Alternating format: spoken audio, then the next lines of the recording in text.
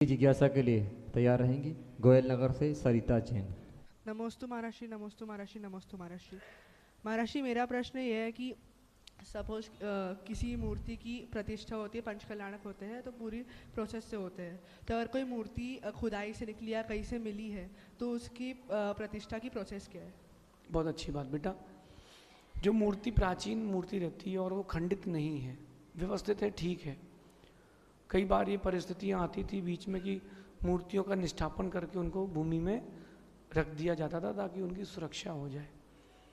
कई जगह निष्ठापन करके रखी जाती थी, कई जगह बिना निष्ठापन करे भी रख देते थे। सुरक्षा का समय नहीं था, हो सकता परिस्थितियाँ थी, लेकिन उतने समय तक भगवान की अभिनय हुई या मूर्ति में जो अशुद्धि हुई उसके लिए गर्भ और जन्म कल्याणक नहीं मनाया जाता। जो प्राचीन प्रतिमाएं होती हैं उनको कपड़े नहीं पहनाए जाते, उनको गर्भ और जन्म संस्कार के केवल आरोपण किए जाते हैं ऐसे ही पुष्प से कि गर्भ अवतरण और जन्म के पूरे संस्कार यूं ही कर देते हैं। बाकी तप, ज्ञान और निर्वाण तीनों कल्याणक की पूरी प्रक्रिया होती है ताकि उस प्रतिमा की शुद्धि रहे। अगर कोई प्रतिमा किसी ने अप्रतिष्ठित कहीं रख दी, माना कि चौराहा है इंदौर में और वहाँ गवर्नमेंट के कहने पर या फिर आपके अनुरोध करने पर एक कीर्ति स्तंभ बन गया और उसमें एक बहुत बड़ी प्रतिमा जी स्थापित हो गई।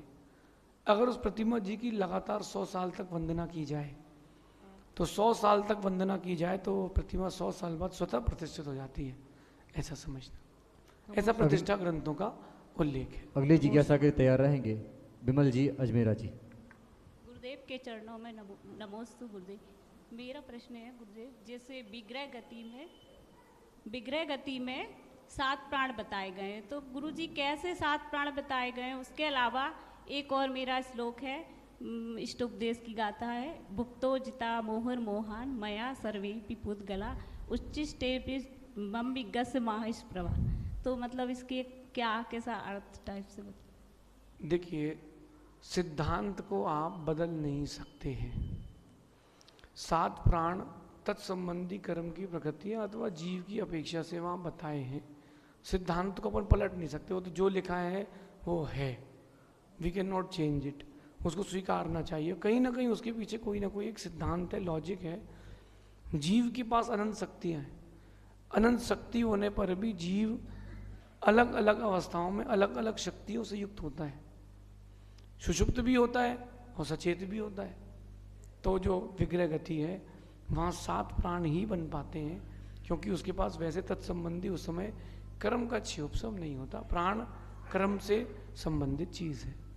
रही बात भुक्तोर्जिता मुहुर मोहान मया सर्वे पुद्गला, ये बात आचार्य पूज्यपाद स्वामी कह रहे हैं कि क्यों पुद्गल के टुकड़े में बार बार अपने आप को ले जा रहा है। ऐसा कोई पुद्गल परमाणु नहीं है जिसके प्रति आपका आकर्षण ना हुआ हो, जिसका आपने सेवन ना किया हो। जो मल का आप विसर्जन करके आए हैं, उस मल के जो परमाणु हैं पुद्गल के, उसको आपने शरीर के रूप में भी लिया है, भोजन के रूप में भी ले चुके हो। तो अपनी आत्मा की ओर आओ और जो आप छोड़ चुके हो उसकी ओर दोबारा मत जाओ। उच्चेष्ट में मतलब जो वमन कर दिया है, वो जो वमन कर चुके हो उसको नहीं खाते ना। ऐसे जो पुद्गल छोड़ चुके हो उसकी ओर पुनः आकर्षित नहीं होना चाहिए, ऐसा समझिए। नमस्ते गुरुदेव। अगली जिज्ञासा